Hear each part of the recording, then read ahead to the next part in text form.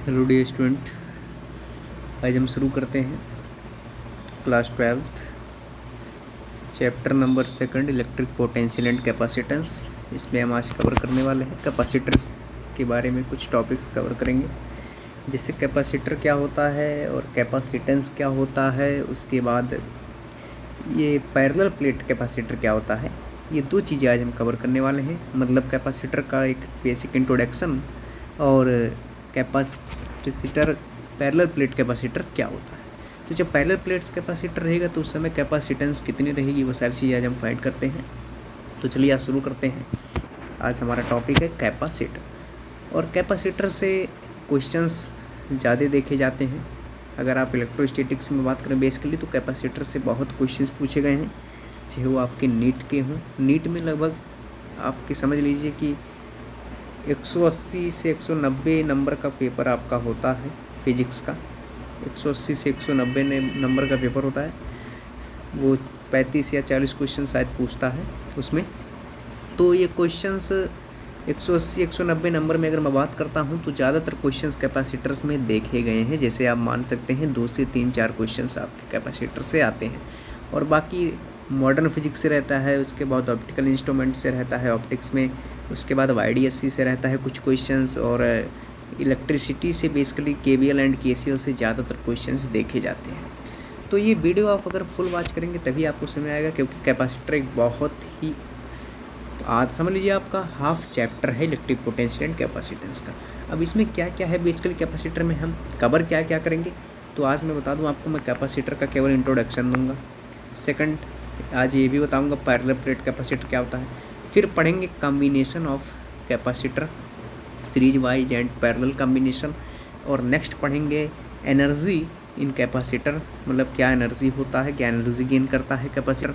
Next पढ़ेंगे अपन energy क्या loss करता है ना भाई, गेन किया तो लॉस भी करेगा, तो उसके बारे में हम कवर करेंगे, ठीक है।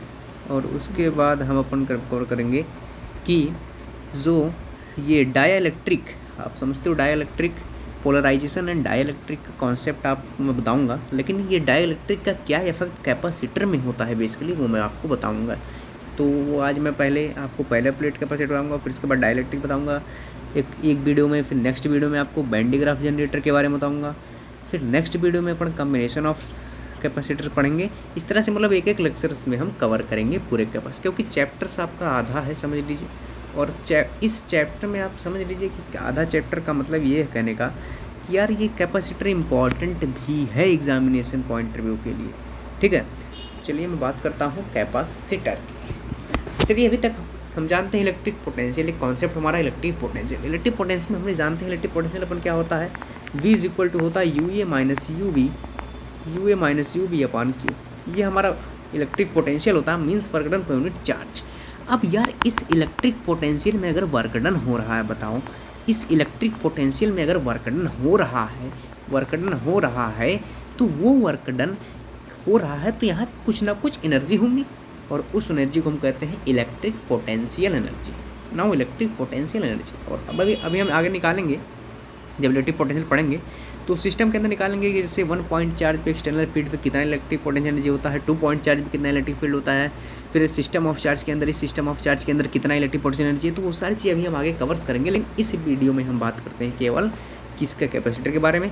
तो अगर यहाँ पे अगर वर्क डन है, आप देख रहे हो यार, तो वर्क डन जाहिर सी बात है, अगर वर्क डन हो रहा है तो कोई अगर वर्क डन हो रहा है तो एनर्जी जाहिर सी बात है लॉस होगी या एनर्जी गेन भी कर हो सकती है, मीन्स एनर्जी यहाँ पे रहेगी, एनर्जी का कॉन्सेप्ट यहाँ पे रहेगा क्योंकि वर्क डन हो रहा है।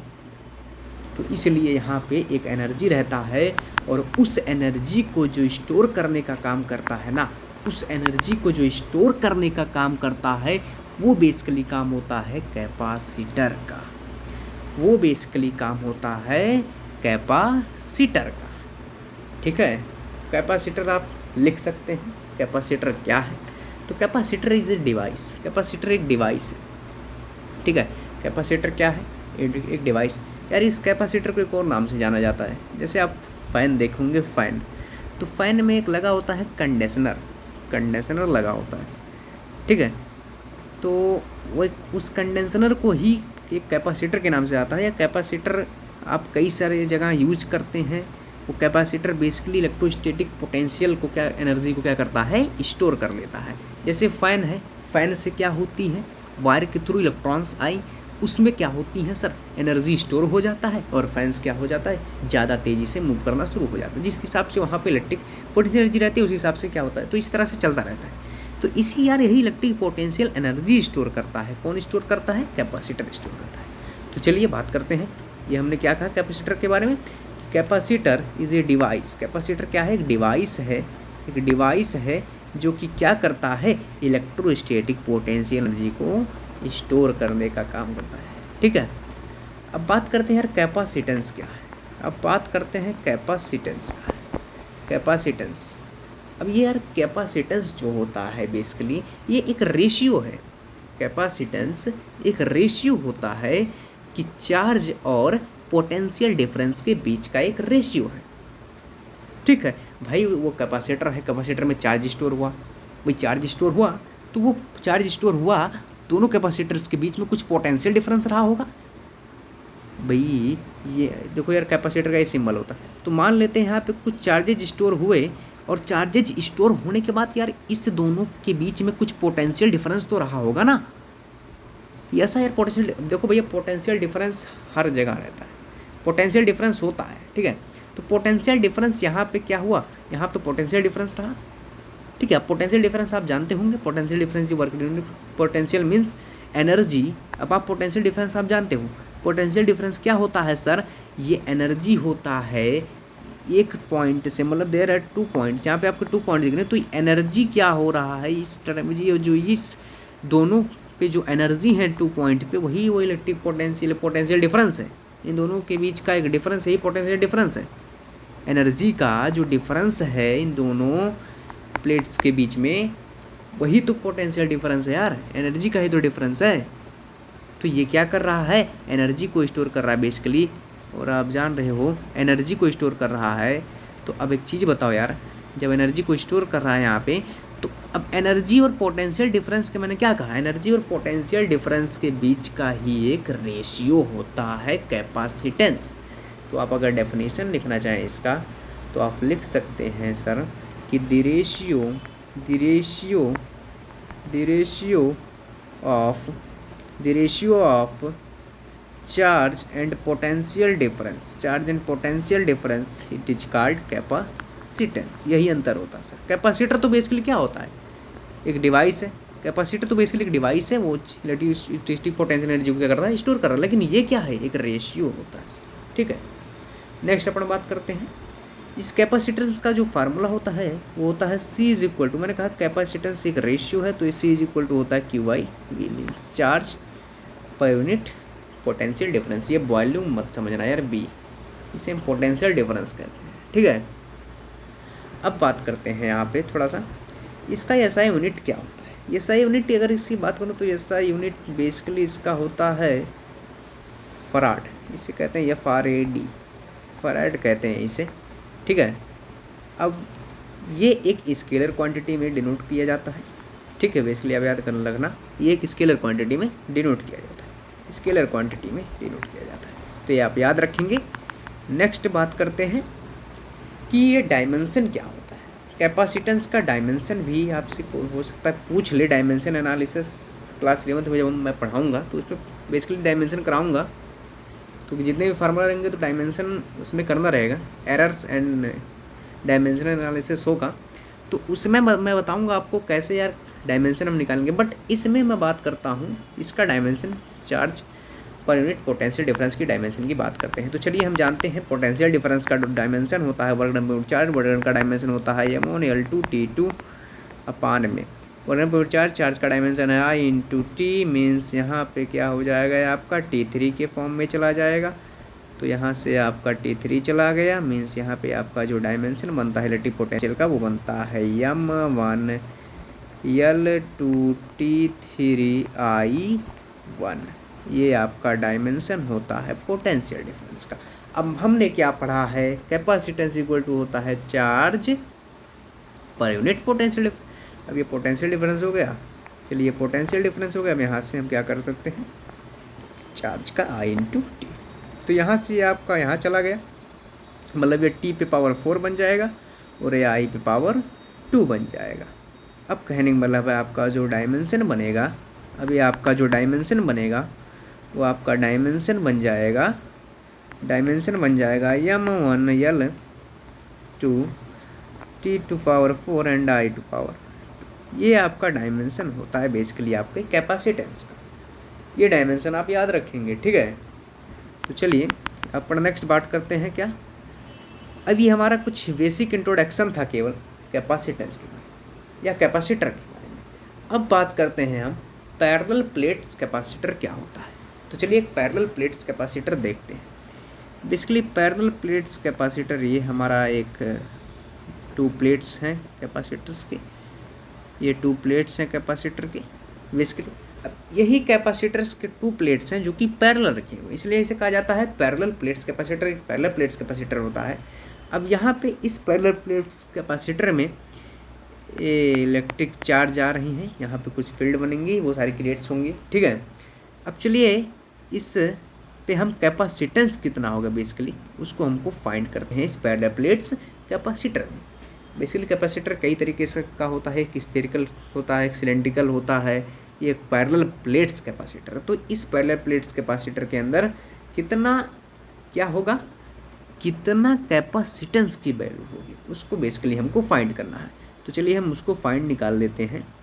तो अब हम जानते हैं कि यार ये प्लेन पे कोई अगर प्लेन स्लिट है तो इस पे जो एक इलेक्ट्रिक फील्ड बनती है, बेसिकली इलेक्ट्रिक फील्ड जो बनती है किसी भी प्लेन स्लिट पे, आप याद रखना अगर 2 प्लेन स्लिट तो होता है सिग्मा अपान 2 एप्सिलॉन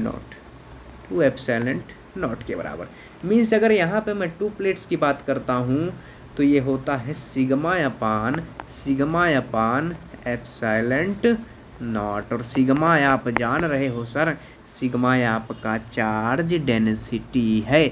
जब एक चार्ज कहाँ डिस्ट्रीब्यूट हो जाता है सर, किसी प्लेन स्लिट पे अगर डिस्ट्रीब्यूट होता है तो उस समय जो चार्ज की डेंसिटी डिनोट किया जाता है वो सिग्मा से डिनोट किया जाता है, ठीक है। वो किससे डिनोट किया जाता है, सिग्मा से डिनोट किया जाता है। तो यहाँ से हम सिग्मा अपान एप्सिलॉन नॉट ले सकते हैं। क्या यहाँ पे इलेक्ट्रिक फील्ड कितना बनेगा, सिग्मा अपान एप्सिलॉन नॉट। अब अगर मैं बात करता हूँ, एक रिलेशन अपन जानते हैं, एक रिलेशन होता है बेसिकली कि इलेक्ट्रिक पोटेंशियल और इलेक्ट्रिक फील्ड में रिलेशन क्या होता है। तो बेसिकली जो इलेक्ट्रिक पोटेंशियल और इलेक्ट्रिक फील्ड का रिलेशन क्या होता है वो होता है E is equal to mod of del V upon mod of del R। ये एक रिलेशन होता है, बहुत ही इंपॉर्टेंट रिलेशन है। बेसिकली इसका डेरिवेशंस पूछता है बोर्ड्स में, सॉरी नहीं, लेकिन कई सारे कॉम्पिटिटिव एग्जामों में पूछता है इसका derivation del V upon del R। ये भी मैं कराऊंगा जब रिलेशन बताऊंगा आपको, ठीक है। तो ये कैसे निकला ये मैं बताऊंगा आपको आगे। पहले हम तो यहाँ से अगर मैं B देखूँ, मीन्स आपका ये पोटेंशियल है, तो मेरे को पोटेंशियल क्या है E इंटू R के बराबर। मीन्स ये R क्या है, आपका डिस्टेंस है, पोटेंशियल सरफेस के बीच का एक डिस्टेंस है जो कि है R, या इसे डेल R के साथ डिनोट किया जाता है। मीन्स इसे मैं dV लिख सकता हूँ D। अब इसे मैं अगर सिंपलेस्ट फॉर्म में लाऊँ तो B/D के फॉर्म में भी लिख सकता हूँ। सर बोलो क्या, B/D के फॉर्म में लिख दूँ क्या, तो इज इक्वल टू हो जाएगा V/D के फॉर्म में। मीन्स B आपका पोटेंशियल डिफरेंस, तो B इज इक्वल टू कितना हो जाएगा E इंटू D। तो चलिए B इज इक्वल टू क्या हो गया, यहाँ से हम देखते हैं तो B इज इक्वल टू हमारा हो जाएगा V इज इक्वल टू हो गया E इंटू D। क्या इतना समझ में आ रहा है क्या, B इज इक्वल टू क्या हो गया E इंटू D। अब बेसिकली हमारा पोटेंशियल डिफरेंस जो है यहाँ पे वो electric field into distance of the potential surface, इसके बराबर हो गया। अब अपन बात करते हैं यार इलेक्ट्रिक फील्ड, वहाँ पे हमने पढ़ा है कि इलेक्ट्रिक फील्ड जो है प्लेन स्लिट पे वो सिग्मा अपान एप्सिलॉन नॉट के बराबर है। तो यहाँ पे हम इलेक्ट्रिक फील्ड क्या रख सकते हैं, सिग्मा रख सकते हैं अपान एप्सिलॉन नॉट इंटू D। क्या ये मैं रख सकता हूँ क्या, बहुत सिंपल है यार, समझने वाली बस केवल बात है और कुछ नहीं है। फिजिक्स में समझ लो यार, फिजिक्स केवल समझो आप, और जब समझ लोगे तो फिजिक्स के साथ खेल जाओगे, और अगर नहीं समझोगे रटने की कोशिश करोगे तो यार रटना बहुत बुरी आदत है, और अब रटने वाली आदत छोड़ दो, क्योंकि बेसिकली अब रटना बहुत ही बेकार चीज़ें हो गई हैं। क्वेश्चंस कहाँ से उठाएगा, क्वेश्चंस किस तरीके से उठाएगा आपको नहीं समझ में आएगा अगर आप रटोगे। इसलिए आप छोड़ दो रटना और केवल अपने दिमाग से आप सोचो यार ये कहाँ से निकला, बस वो चीज़ें लगाओ। मैं कुछ कर नहीं रहा हूँ यहाँ पे, देखो ये फार्मूला मैं डेरिवेशन अगर कर रहा हूँ तो मेरे कोई एक्स्ट्रा चीज़ एक्स्ट्रा ऑर्डिनरी मैंने नहीं जोड़ा है। यहाँ पे सब आपकी किताब में दिया हुआ है, क्या रिलेशन है उस रिलेशन को मैं लगा के और एक पोटेंशियल एक कैपेसिटेंस फाइंड कर रहा हूँ पैरेलल प्लेट्स कैपेसिटर की, और कोई मैं बहुत बड़ी चीज़ यहाँ पे नहीं निकाल रहा हूँ। तो चलिए यहाँ पे हम जानते हैं इलेक्ट्रिक फील्ड की जो वैल्यू है वो है सिग्मा अपान एप्सिलॉन नॉट के बराबर। तो चलिए B इज इक्वल टू क्या हो जाएगा हमारा, अगर यहाँ से अगर मैं B अगर निकलना चाहूँ तो B इज इक्वल टू हो जाएगा sigma upon epsilon not into D. Sigma upon epsilon not into D के बराबर हो गया क्या हमारा पोटेंशियल डिफरेंस। अब यहाँ से आप सिग्मा जानते हो, सिग्मा की वैल्यू आपको पता होगी चार्ज डेंसिटी होती है, और चार्ज डेंसिटी अगर प्लेन स्लिट पे है सर तो charge density sigma is equal to होता है charge per unit area, means area of plane slit, area of plane slit. तो अब यहाँ से हम क्या लिख सकते हैं, sigma is equal to Q upon A epsilon naught into D. क्या इतना समझ में आ रहा है? अब इतना जब समझ में आ गया ना तो अगवा कुछ नहीं। अब इतना जब समझ में आ गया तो ई क्रॉस मल्टीप्लिकेशन कर दो तो Q D upon A epsilon not बन जाएगा। क्या बताना बहुत सिंपल है, Q D upon A epsilon not बन जाएगा, Q D upon A epsilon not. अच्छा इतना भी समझ में आ गया, चलो अब हम और अच्छे हो गए, मतलब इतना तो समझ में आ गया आप। अब यहाँ से क्या करते हैं, एक चीज़ करते हैं, अब हमको पता है कैपेसिटेंस फाइंड करना है, तो सर कैपेसिटेंस अगर फाइंड करना है तो कैपेसिटेंस इज इक्वल टू होता है charge per unit potential difference, और पोटेंशियल डिफरेंस तो हमको इतना पता चल गया। तो मैं क्या रखूँगा सर, इसीलिए तो मैं पोटेंशियल डिफरेंस निकलवा रहा था, यही रखने के लिए निकलवा रहा था। और अब यहाँ से मैं पोटेंशियल डिफरेंस पुटअप कर दूंगा, means Q D by A epsilon not put up कर दूंगा वहाँ पे उसमें। तो अब देखो मेरा कैपेसिटेंस का जो वैल्यू आएगा means C is equal to जो आएगा, यहाँ पे सबमिट कर देता हूँ, तो सी इज इक्वल टू होता है क्यू वाई वी, और बी हमने निकाला था Q into D upon A epsilon naught के बराबर। और यहाँ से क्यू हो गया चोरी, मीन्स क्यू से क्यू क्या हो गया, चोरी हो गया, मतलब कट गया, चला गया। अब यहाँ पे बचा क्या हमारा, यही बच रहा है, मतलब कि कैपेसिटेंस तो यार यही है, कैपेसिटेंस हमारा क्या है D upon A epsilon naught के बराबर, C is equal to D upon A epsilon naught के बराबर। तो ये हमारा फाइनल डेरिवेशन निकलता है, C is equal to A epsilon naught D upon A epsilon naught. यही हमारा कैपेसिटेंस होता है एक पैरेलल प्लेट कैपेसिटर के लिए। तो आज हमने डिस्कशन किया कुछ बेसिक इंट्रोडक्शन कैपेसिटर का, और कैपेसिटेंस कैसे डिस्ट्रीब्यूट होता है एक पैरेलल प्लेट कैपेसिटर पे।